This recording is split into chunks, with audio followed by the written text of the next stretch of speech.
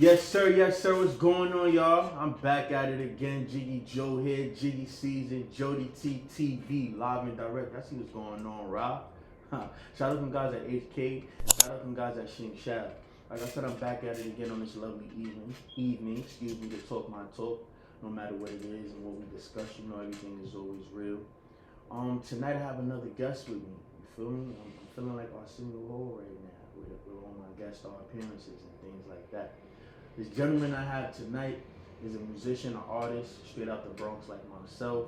He's been doing this for quite some time. He's been a friend of mine or a brother of mine for quite some time as well. Met him in college, and ever since then, you know, we've been locked in doing what we gotta do.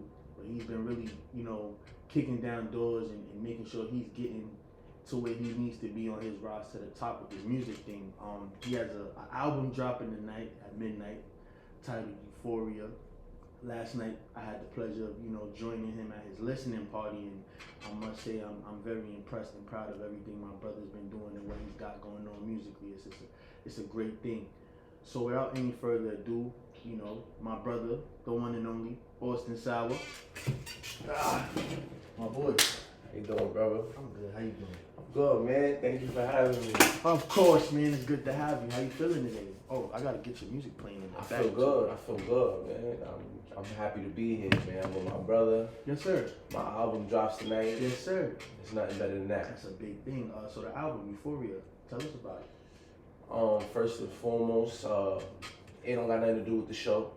Shout out the Euphoria show. Nah, facts. But this was just more based off my state of mind when I got signed. Okay. You feel me? I was stuck in Euphoria. I was so high. I didn't know what was going on. Like, have you came down from that high yet? Absolutely. Reality definitely settled in, and you gotta understand, you know, you might get a deal or maybe get an opportunity, but that don't really. That's not the stopping point. That's not the stopping point, or that's not really a green light and a promised land for everything else that you think that's gonna come with it. You know, Right. The work is never done. Right. You just gotta keep applying the pressure. So, you know, I really did wake up from that, but this whole album, you know, and I was doing shrooms. I stopped smoking. So I was like really in a euphoric state, I could tell you stopped smoking. You put on the weight. Yeah, I went from 145 to 185. God bless, man. I mean, God is good. How does it feel, you know, having more weight on you now? I've learned to live with it. There's days that I wake up, like I was going to the gym every day. Yeah. And then my father died, and I haven't been to the gym. I stopped going once, like I knew he was sick. Yeah. But then I haven't been there in like at least 5 months, going on 6 months if not, and like I grew a little belly. So this time I get a shirt and I'm looking like, yo, my shit look kind of crazy. Like, I've been there for quite some time, man. Shout out to fatherhood. So, yeah, shout out to fatherhood, man. That shit sneak up on you. Yeah, but it's a beautiful thing. But Austin Sauer, the name, how did that come about? You know, I've been a pothead all my life. You know, so bud all my life. And one day I was watching Austin Powers and I was high, and I'm like, Instagram just came out. I'm looking for a screen name. I'm like, Austin Sauer. That's crazy. Yeah, it is catchy. And then I ran with it. Like, fuck it. Nah, that's why I never knew you did that. But yeah, that's why Austin Sauer did. I mean, it just has a ring to it. Yeah, it was way more marketable than like the name that I grew up, like my household name. You know what I mean? So it was just like, fuck it. I could see Austin Sauer on a title of different things. You know what I mean? So I'm like, yeah, we just gotta make the right business moves. Okay, I can do it. The music, how long has it been going on? You know, what inspired you to get into it? And I've been rapping like 14 years now. First time I got into the studio was about like 14. I did one song and then I didn't go back to the studio for like another 4 years, and then, but like, it's been a roller coaster. It's definitely been one of the aspects in my life that helped me grow. Right. You know, I don't really got like older siblings and stuff like that, or at least older siblings that's into what I'm into. Right. So, and you know, I'm really to myself. I'm a Cancer and shit, so I lock myself in my mind and stuff. So it's like I don't really share as much. So it's like the music really helped me grow. Like I don't really showcase my personality as much as I should. Right. If you know me, you know I'm a funny dude. I like goofing around and shit, but like music, I just be like, you really know my personality and shit like that. So That's how you express yourself. Yeah, it's That's how the people, come to get to know you. They listen and what I find out. I think we all do that as artists. Because I myself, with the music that I do drop and release, I get told, I didn't know this about you. I mean, yeah, of course. That's how I express myself as well. Sometimes it's hard to do it, I guess, vocally. I wouldn't say vocally, but like just talking on a one-on-one, it's hard to really get personal with some people sometimes. I don't know why. I mean, it's the environment we brought up in. You know what I mean? Everybody, you taught to have a shell, don't let too many people in. Especially as a man. As a man, definitely as a man. You know what I mean? So it's like, we don't want to be too vulnerable. Right. But for some reason, being vulnerable in your art, it just is so much more appealing. It is, and what made me realize that, or what made me think about it, is I'll give you an example. Future's best music arguably is when he's heartbroken. Sad to say, you go through a breakup or a rough time, rough patch in life, and it's like you gotta let it out, pause some way, but you do it musically. A Boogie too. Yeah, absolutely. And it's funny, leaving your listening party last night, I'm on the highway driving home, it's me, Davey, and Fed was driving back to the town. And A Boogie new joint, he was like, big man, son, you lucky he was just a shit bag and not a zip bag. I didn't know who he was talking about until bro put it in perspective for me. He was talking about Lil TJ. I heard that there was like something. Yeah, it was a, shout out to A Boogie and Lil TJ. Y'all both from the Bronx. Salute to both of y'all. I got nothing but love for both artists, big Bronx.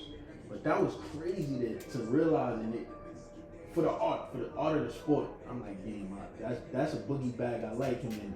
Yeah, that was different. And also because I don't know what he's going through emotionally, but it might be, a breakup or whatever, things going on in a happy home. Because after he said that, he jumped into like, shorty broke my heart and da da da da da da. It's like, it's rough how like breakups or any serious matter in life, transitioning wise, like affects us in the craft, gets us in that bag for the craft, and like you said, shows our vulnerability side. Yeah, honestly, I feel like heartbreak or just traumatic events, like people in our circumstances, or at least just any man with like ambition and just like a real go-getter, is like traumatic events really like, it's just a gear shift. And it's just like, you don't want to feel that again. You know what I mean? So absolutely. It's one of those things where I'd rather make somebody else feel it than me go through it. Right. So it's like you just get into this bag where it's just like unapologetic, like fuck it. So it's like the music, like every time I go through something, whatever song I do that day is like, yeah, that's top tier. Because it's just like, it's coming from a place of like, in your heart. Like, yeah, it's like no rules. Yeah. Fuck it, everything fair game. Like, cause you ready for, and it's like you don't even be dissing nobody, but it's just like the energy you put out there is like dissing yourself in that moment, in a sense. Like, you that know what I energy mean? that It's you like got. you put the energy you putting out, you ready to receive. Right. So it's like, it just be crazy, man. Music is really a roller coaster, and you gotta be ready for that shit sometimes. So what do you feel is your most vulnerable song you released?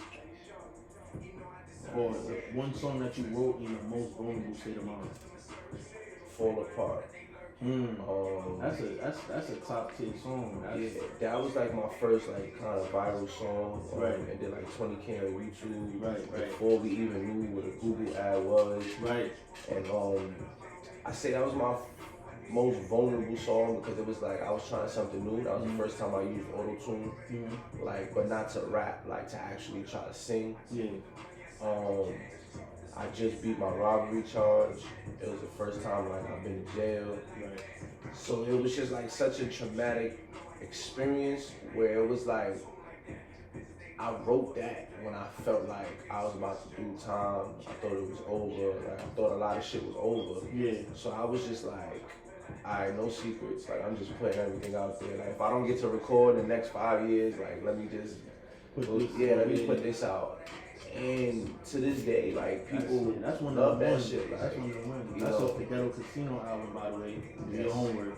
I don't know because I know, but yeah. Yeah, so it was like that's probably like my most like, and I say that because it's like from top to bottom, I made sure it was like vulnerable. It wasn't like sprinkling like little things like Easter eggs. If you know, it was like nigga the whole song this nigga talking about some shit. Like, you know what I mean? I wore the jail clothes, the Pataki's. Like, I did mad dramatic shit. It was that's a very cinematic movie. Video. That's probably one of your best, arguably to me, best video, best song, just because of the details and everything. You put it all out on the table. Definitely. Shout out Cole. Shout out Bad Greg for shooting that. Facts. So, Euphoria, tell us about the album. What can we expect? Euphoria is a heartbeat. You know what I mean? You're gonna go up sometimes, you're gonna go down, you're gonna go up. But it's all like one. Right. That's like, it's life. Like, you know what I mean? Like, I try to jump in different type of bags, but overall stay who I am, stay true to like my style. And honestly, like, I feel like I put, you know, in our life, sometimes we know we're not giving something 110%, but we still put it out or we still go through with it, knowing there's things we could have changed or tried. But like, this is the first time. But this is the first time, like, in my life, like, I did something where I can't even think of something to do. Like, I could critique. Yeah, like, or be like, damn, I should have did this, or I could have did this better. Like, I changed the track list. I re-recorded almost 20 times. I changed the track list almost 20 times. I changed the name of the project 2 times. I changed the cover 2 times, 3 times. What was the first name you had? The first name was called Midnight Gospel, and that's a little Easter egg for y'all, cause I love that name. It's just I wasn't ready for it. It wasn't fitting for what this is. Yeah, so that one's gonna come back around. So if you're watching and you really up to date with us, you're gonna see that come back around. But the first shit was called Midnight Gospel, and then I just jumped into Euphoria. And then, like I said, all the other songs, I was just stupid high, drinking, and then I stopped smoking, and I just started doing shrooms, and then making music sober. And that was one of my, like, most challenging things. Transitions, right? Like, making music sober is, like, outrageous. Yeah. But it's, like, some of my most creative moments. Right. So, yeah, like, Euphoria is just, like, a big bag of tricks, bro. Like, it's just like you never know what to expect. From the first song to the last song, it's just like I sound like the same artist but a different artist every time. Elevated. Yeah. Without the elevation that you once used to get you. Yeah, you know what I mean? I'm super elevated without weighing myself down. Right. That's dope, bro. That's dope. And, I can't wait for the world to hear it because again, I didn't heard it a couple times. And my favorite song, I'm gonna just drop a little, is the outro. Excuse me. What you did on that and what you was talking about, top to bottom, that's my favorite song. The whole album is complete though. I don't feel or hear any skips, so just be ready to sit there and vibe out. You know what I mean? Definitely. What's your favorite song with the album?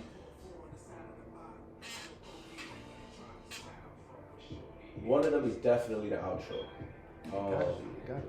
Outro is, that shit is amazing. I feel like that's lyricism at an all-time high.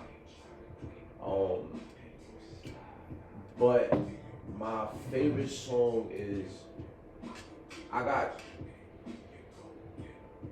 one of my favorite songs is Lemon Horses featuring Nimlo.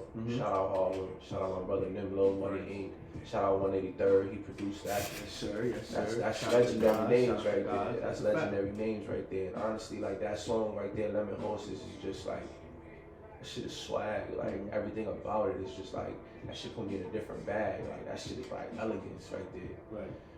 And then from Lemon Horses, you got shit like Scandalous. Rick Owens, I was super high off shrooms on that one, and that shit is just like, I don't know. I don't even know what to describe that one. That one is crazy. But like my favorite out of the whole album is Bessel featuring FIFA. That's my brother. Yeah. That's my brother from LA. Shout out FIFA. Shout out the LA Dinos. Shout out Vic. Shout out Harley. That song right there is just like, that shit is international. That's like, that might be the one to put you over the top. Yeah. Like, I mean, I feel like every song has that potential for you, but I feel like every song for anybody it does. It's like the right marketing, the right push. Right. But and like, the right timing. But that song right there, just like the artistry and that shit is just like, it's amazing. Like, Hold that though. One foot to cut you off. The song we were just talking about, Fall Apart, if y'all can hear it, that's what's playing in the background right now. I got all his music playing right now, so I mean, if y'all can hear that, it's all Austin Sour, so don't copyright me. You feel me? I got his permission to spin in YouTube in advance, you know. Brief intermission. We ain't going nowhere, but you know every segue of the show what gotta take place, and that's a shot. So this time around, we actually have a purpose. The purpose of this shot is, you know, cheers to your success, the album that's dropping tonight, what you've been doing, what you continue to do. This is my way of giving you flowers. I'm sorry I ain't got the, you know, drink champs flowers, but soon gonna come, you feel me? But cheers, Austin Sour. my brother. I wanted to say your other name. I almost had a moment my fault. I don't know if y'all ready for that one. I don't want to. I mean, but cheers, bro. Cheers, bro. Love, bro.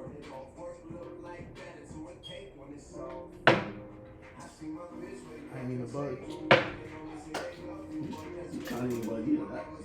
Those my guests be on here. Shit, nah, man. We here. We came to turn up, man. We came to turn Absolutely. So, Mr. Sour, what's your musical inspiration, or what inspired you to get into this music thing?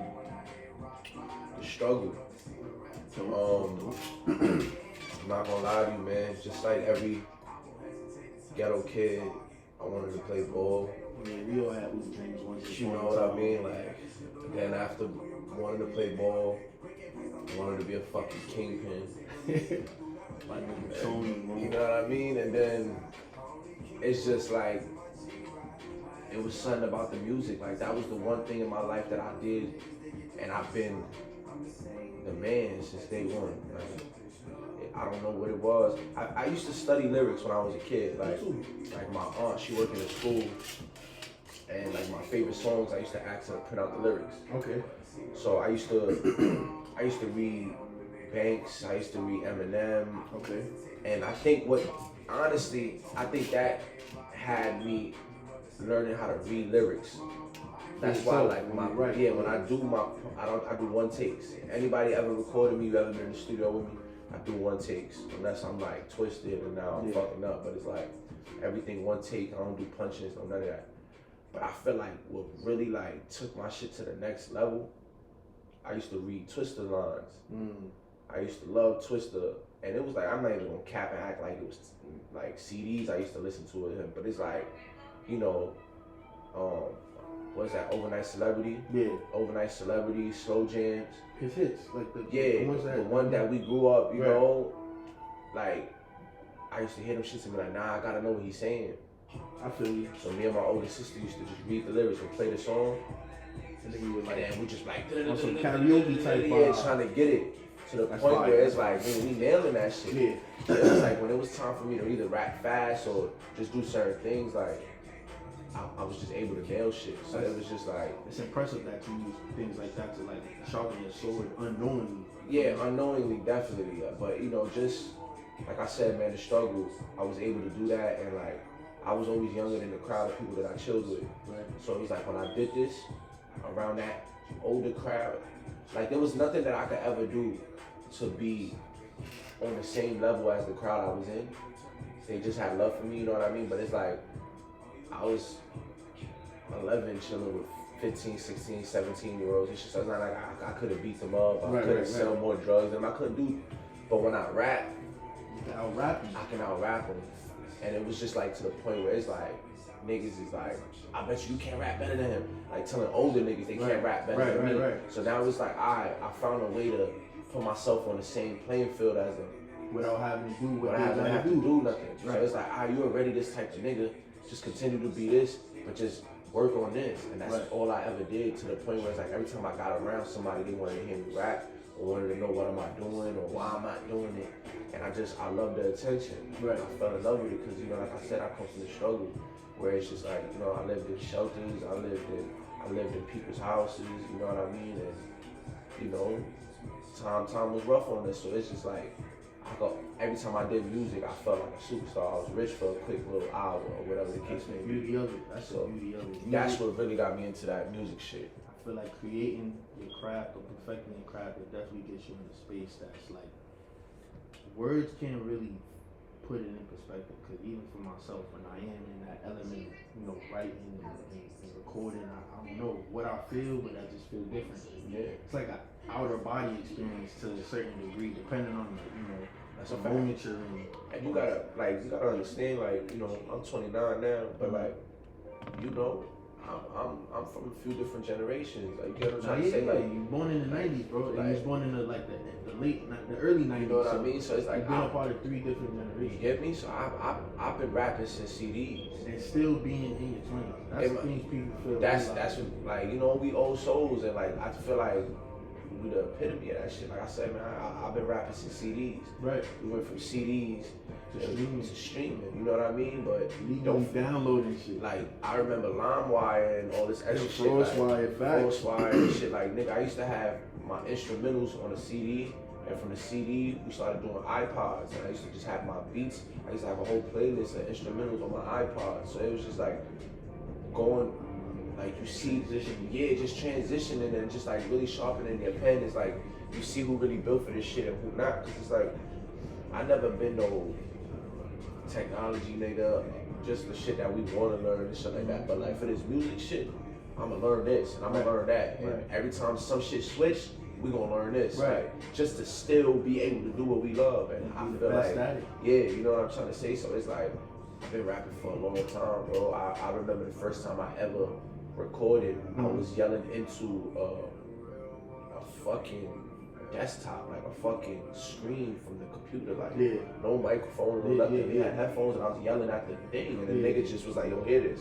And I still don't know how he did it to this day. Still made it sound like a song, and I'm just like, that's the beauty of technology, and these guys that, you know, shout out to all the engineers and the producers out here that, like, you know, make magic out of nothing. For real, like on some like Powerpuff Girls, Sugar Spice, everything nice, but musically it's like they just pouring our lyrics, our pain, our stress into whatever we got going on, and they cook it up. You know, they cook it up. They cook it up. And I'm not gonna lie, man, this is a little quick announcement for you rap niggas, man. Like, understand, man, we wouldn't be nowhere without our engineers and our producers. And absolutely, shit like that. So absolutely. Like, so you better hug them, dap them, show them the love and respect they deserve. Flowers, like, man. absolutely. Those are the men and the women behind the scenes, like making us sound like those $1 million artists, making our vocals like touch different chords that we didn't know, you know, we was capable of. So that's what I'm saying. Big ups to them for real.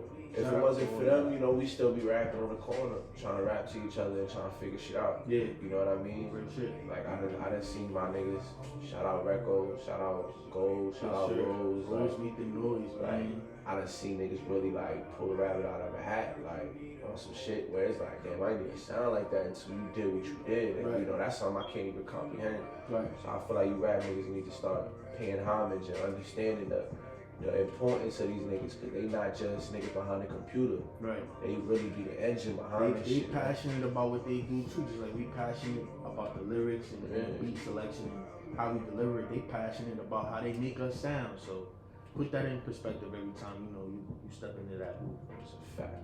So Mr. Sal, where you from? Born and raised, you know. I was supposed to ask that first, but it's all good. It's all good. I know you already. So this shit is unorthodox, man. We not following no rules. Nah, none at all, not at all. Like I said, it's been my brother before anything. You know, I just family first, man. Every time, so you know, like I said, album on the way. So I just thought it was the perfect time to like sit down, chop it up, and let y'all know what's going on. But yeah, so again, for the people who don't know, Austin Sour, where you from? Born and raised? Born and raised in the Bronx. Okay. Big BX. Yes, sir. Yes, sir, Steve. I was born on 174 in Commonwealth, that's St. Lawrence, the 6th line. You were born over there? I was in a house, or like what hospital? I was born in Lincoln Hospital on 3rd Ave. Yeah, you know what I mean? Good, so I was born in Lincoln Hospital. My family was from Brook Avenue.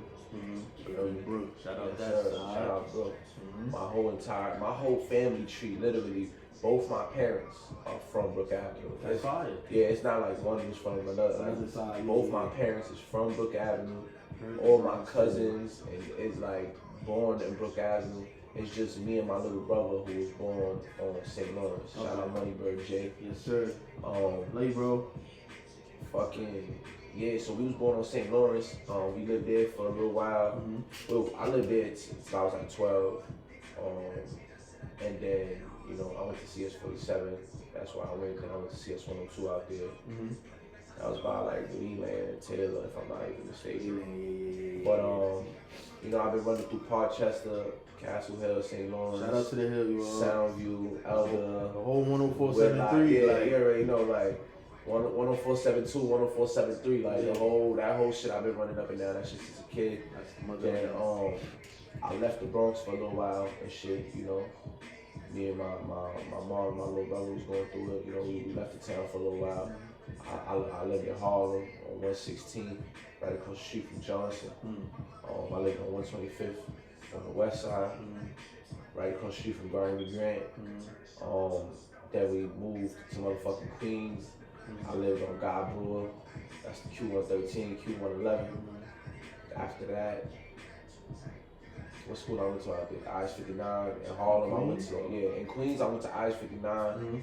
In Harlem, I went to motherfucking PS7 and MS-45, right by Wagner Project. You freaks supposed to be like a little more mixier than what you are then. Like, you a school hop. That leads to a mixy teenage and adult life. Like, I ain't gonna lie, but I'm just like I told you, I stay to myself. Nah, I know. If niggas ain't what I'm on, like I just stay to myself. But like, I've been everywhere. Like, you know, I got love for everybody. Right. Everybody embraced me and shit like that. But yeah, like I'm supposed to be way more mixier than I am. But I it's did like, a lot of that too. for those who know me, know me. You know what I mean? Of course. That's what's most important. That's what means the most. Yeah. But then I moved to my hood now. I moved uptown, Allerton Avenue, New Jack City. That's my hood. That's my hood. I love them niggas out there, man. Everybody out there, they support me. They show me love. Right. And that's where I'm from. You know, I was born all these other places, and those was like, but this Allerton Parkside Project. They the ones that accepted you for who you are, and that's who where I'm you from. become. That's I hit the trap there. I got locked up there. I bang out there. And anything what it is. You walk. If you really outside and you walk through Allerton, if you really outside, you gonna see me. Yeah, you gonna know me and you gonna see me. I'm not one of them niggas that say I'm from here and you don't see me. Like, you gonna see me walk through the projects. You gonna see me walk through the strip. Like, and you gonna see me get love because I show love. So it's like, shout out Parkside, shout out Allerton, shout out New Jack City, shout out everybody out there. It's crazy how y'all got a Parkside. Why y'all call where you at Parkside? That's just the name. That's just the name of the projects. That's on the sign.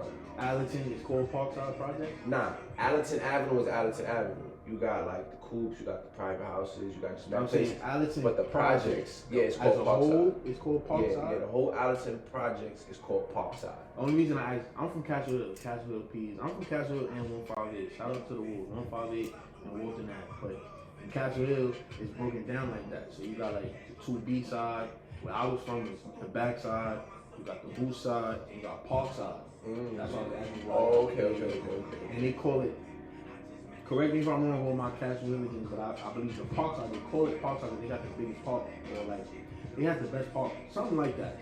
Something along those lines, baseball court being like that. Okay. It was called the Parkside. 2B side is, they call it that because there's only 2 buildings on that side. Okay. And the back side, I guess it's considered like the back of Castle Hill. Okay. That's where I was from. I don't know why they call it blue side or blue side, but yeah. Yeah, but I'm not too sure, you know, and you know, it's called New Jack City. You know, they trapping, niggas out there going crazy, niggas making money and shit. So it's like, don't you got something called New Jack City? Well, I got something called New Jack City. Yeah, I feel like I heard I said a lot of bars. Yeah, about like New Jack City, I know you a long time and I follow everything you do musically, especially you are very influenced by like the mafia culture. Yeah. I love like mafia movies and shit. Me too, oddly enough, but it's crazy that we could. Mobsters and mafias, they was mad racist. They don't care about Yeah. But we the new mafia. That's a fact. You know I do love a lot of old school mob movies. I'm a big fan of Godfather 1 and 2. Listen, I'm gonna get niggas upset. Know what I mean? Scarface is the best movie ever. Yeah, you did Don't bad argue with that one. Don't argue. Al Pacino's one of the illest, but that's not the best movie ever, bro. Stop playing. It's the sorry, best movie. It's not. It's the best movie. That's a debate for another time, though. I'm telling you, because it's not. But a lot of people might feel otherwise. Like I said, Godfather 1 and 2 and Goodfellas, top of the list. Crazy. How not? Crazy. No, that's crazy. I'm saying that's crazy. Like, no, Goodfella, come on, Ray Liotta. Yeah, and that's That's a true story. That's shout out to Joe Pesci, because I was just watching Home Alone. You're transitioning from being a crazy guy in all those movies, and then Casino, all that, like, and then being a comedian crook in Home Alone says a lot about your acting skills. Like, a lot of people don't really talk about that or tap into that. Do your homework though on Joe Pesci. But so Mr. Sour Father, I know you're a pops, that's why I'm talking about it. How has that been for you, and any things you would like to, I guess, being a father, right? What has it done for you in a positive way? It made me appreciate life. It made me grow up and understand, like, this shit ain't about me no more. That's like, a fact. As much as we do things, even when I do something to make myself happy, it's only gonna benefit my kids. Cause a happy you, it's like how they say a happy wife, happy life. Yeah. But like a happy you is like your kids gonna benefit from that. Like you're just gonna move different. You're gonna called emotional intelligence. You know what I mean? And it's like you see, you got a daughter. That's Nisi. Shout out Nisi. I got 2 daughters. Like, you get what I'm trying to say? Like, not 1 but 2. And it's just like, them girls is like, when I feel like I'm nothing, they let me know every day. Like, I'm the man. Like, every single day. Take away all that pain and stress. Like literally, like I'm Superman 365. Yeah. Like, and it's like, no matter what, like, I'm telling you, like, I could be at my lowest, like, and sometimes in my head, it's like, how you look at me like that? It's like, they don't know what you know. They don't know what you've been showing them since they came out the womb. And they teach you how to. That's what I mean by they teach you how to really like appreciate life, because it's like, damn. At one time in my life, I looked at my family and my parents like this, like I didn't care about nothing. Right. Like we stressing over a Christmas because I can't get no gifts. But that little girl would have woke up today and just been dumb happy to just be around me. That's what parents, people just feel to realize. Our kids are like one day melatonin. Anytime I lay down next to mine, I'm out of here. Like, big time. You're supposed to look at your children as happy as they're an extension of you, and you brought them into this world. And like I said, mine, she take away all the stress and pain. I go through whatever I'm going through, but that smile, that laughter, that daddy, I'm just let everything else go out the window. We gotta embrace it, because they growing up, bro. Yeah. They're gonna turn into like, it's going to eventually turn into like, arguments and back and forth, but you gotta take heed to these moments right now. Love them now, mold them now, because they're the next generation. Absolutely. I'm not gonna lie, like, I feel like, you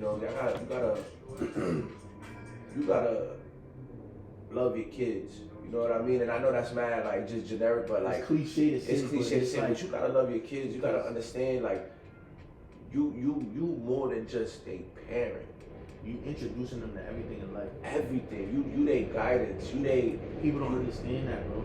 Like, it's easier said than done, because I'm from the like what you said, we introducing them to life to the point, like, people act like how we act towards each other is just like them. Yeah. That's a thing you teach, or you learn, or you just witness. So, like, as kids, we witness anger, we witness hate. Yeah, they don't know what that is. Yeah, like, they're born to be happy, like, they're born to be fearless. Exactly. So it's like your kids are blind for a certain amount of years. Yeah. And then the more you expose them to it, you make them wake up one day and realize this is that. Right. This is that. Right. Oh shit, this nigga ain't shit. This nigga ain't never been shit, now that I think about it. And so it's like, you gotta understand, like I said, you gotta love your kids, bro. You gotta be their friend. You gotta be their best friend. You gotta let them know it's okay to mess up. You gotta let them know it's okay to fall. You can't turn them into a robot. Because like I said, I know what it's like to just want to cry. And like, I'll be over it in like 5 minutes. I just want to cry and be a kid. But it's like, I'm more scared to cry than to show like the pain that I'm in. Like, you know what I mean? I could be in some pain and not want to cry because I'm more scared to cry in front of my folks. And like how they gonna look at me or how they gonna treat me, because of, they don't have the emotional intelligence to deal with it. I know what it's like to see somebody cry and get mad, because I don't know how to deal with it. You get what I'm trying to say? Like, I done been in places where it's like, oh, you crying? Now I'm getting dumb tight. Why you crying for? Like, what? Like, you know, because you don't know. Why you crying? Like, because you don't know, but real deep down you're scared. You don't know how to deal with it. And it's just like, it's so selfish to try to tell somebody to put their shit on hold because you don't know how to deal with something. So like, I be damned. Like, I tell my daughter she can't cry or she can't. Like, you want to talk about this? Go ahead. Even if I'm in the back of my head saying this is bullshit, but like, you gotta let them get that out, because then they're gonna go look for that from somebody else, and it's gonna backfire. So if your daughter want to talk about fucking pumpkins and ponytail and shit you don't even understand, and we're back. Who you bitches really rooting for? But yeah, fatherhood is a beautiful thing. I hope everybody, beautiful thing. You know, that our fathers, y'all just, you know, stay true to yours and practice showing emotional intelligence, because it's a reflection of any and everything that goes on and transpires in life. It starts in the household, then it goes into the world. So if you want your child or your children to, you know, be the proper representation of you or who you can be, you just gotta show that, right? And don't be scared to show that, you know, emotion. There's nothing wrong with being emotional. That's why we was born with it. Honestly. That shit make you human. That you want to be a super saiyan. Don't trauma dump on your kids. Please. Don't trauma dump on your friends. Please. There's one thing about communication, conversation, and just being there for each other. But don't trauma dump. Because like I said, that's wild. Like, nah, it's real though. It's real. It's wild. Like no sympathy over here. I don't want no sympathy. I want understanding. Yeah. You feel me? I don't want no sympathy. Compassion though. Compassion. You can have compassion for me. You can feel bad, whatever the case may be, but no sympathy. No pure understanding. I don't want no sympathy. Yeah, we've been talking for some time. So I guess I'm gonna close it out like this. Number one thing that motivates you to keep doing shit. My kids. That's the one first answer. Mm-hmm. You know, without my kids, I'll probably wake up and fucking not know what the fuck I need to do next. Like, you know what I mean? Just still live life, rolling the dice. But my kids keep me motivated and my kids keep me focused. Right. But what really keeps me focused, and this is something I want everybody to understand, because I feel like there's a misunderstanding here. People always tell you life is short. Life is not short. It's just you got one life to live. You got one life to live. So people say it's short. You know what I'm trying to say? Which I get. I understand the concept. But life is not short. Life is long. And the longer you take to get on your bullshit, the longer it takes for you to enjoy life. To live it to the fullest. To live it to the fullest. The struggle feels longer than happiness every time. That's real shit. You feel you might be in your happiest moment, blink your eyes, and now you in a dark moment, and now you can't get out that dark moment because nobody ever teaches us how to deal with our dark moments. They only teach you how to not appreciate your happiest moments. That's not necessarily true. I want to interject. The only reason I said it is because it was a vid I seen on TikTok. Will Smith, it was a speech he did. He said, everything you go through in life, you have to understand that somebody went through it before you. Yeah. There's a book for everything. Yeah. Breakups, makeups, being sad, being depressed. Somebody before you got here went through what you went through. So don't ever think that, you know, nobody's experienced it. Like, and you could find that. That's what I said. No, Will Smith said that. But you were saying that like it was along the lines of honestly, I'm smacked. I forgot. Basically, what I'm trying to say, I'm not saying that nobody hasn't went through what you went through. But only you gotta go through what you gotta go through. Nah, yeah. You feel me? I could read 100 books on how to do a backflip. That don't mean yeah, I'm it gonna know still how to gotta do be a you to backflip. do You it. get what I'm Yeah, trying to say? You gotta do it. So basically, what I'm just trying to say is like, people say life is short, life is long. You get what I'm trying to say? And it's what you make of it. Like I said, you know, the struggle feels way longer than happiness because your happiest moments, we don't embrace them. Mm-hmm. We don't sit there. We act like we're lucky to have happy moments. We deserve happy moments just like we're going to get, you know, the dark moments and the sad moments and shit. But we sit there and we embrace. And the reason why I say embrace is because you allow it, and then you drown yourself in those dark moments where it's like you technically embracing it. Right. Because you're not getting up off your ass and doing something to make that shit change. Yeah, You rather go through your dark days 30 days. Yeah. But your happy day, you're gonna go through it one day and then try to go back to your routine. Like, nah, nigga, if I'm happy on the 1st of the month, I wanna be happy on the 30th day. Like, I'm gonna stretch that bitch out to the 30th day, the 31st. But niggas will sit there and wanna dwell on their shit. So I'm gonna tell niggas like this. This is your closing quote. This is my closing quote of the day. You're gonna be older a lot longer than you're gonna be younger. So just because you enter in a new year, new decade, new point in your life, that's just life, baby. That's just you growing. That's you. You should be happy that you got there. Mm-hmm. Don't start changing your personality and changing your true character because your age is changing. Like I said, you're gonna be older a lot longer than you younger. So what you need to do is just get on your bullshit so you could be able to be who you really are in your older years. Right. You feel me? Because niggas is not on their bullshit. That's why they switch who they are. You know, now they Steve Urkel in their 30s because now they can't even do nothing that they want because they didn't do what they had to do. So like I said, you're going to be older a lot longer than you're going to be younger. Do what you got to do now so you can always be this swaggy nigga, this vibrant person on your older years. And then life is just starting. So y'all niggas already know what it is, man. It's your boy Austin Sour. I'm here with my brother, Jodyy. JoddyTeeTV, Jiggy season. Shout out to them guys at HK. Shout out to them guys at Shing Shai. I hope y'all enjoyed tonight's, special episode. Euphoria on the way tonight at midnight. Yes, sir. Another episode of JoddyTeeTV is also dropping tonight at midnight with my brothers Mac and Eli. You know what I mean? Make sure y'all tap in and tune in with us. Just talking on talk regular Shing Shai. And over and out. You know how it go, man. Joddy T, word.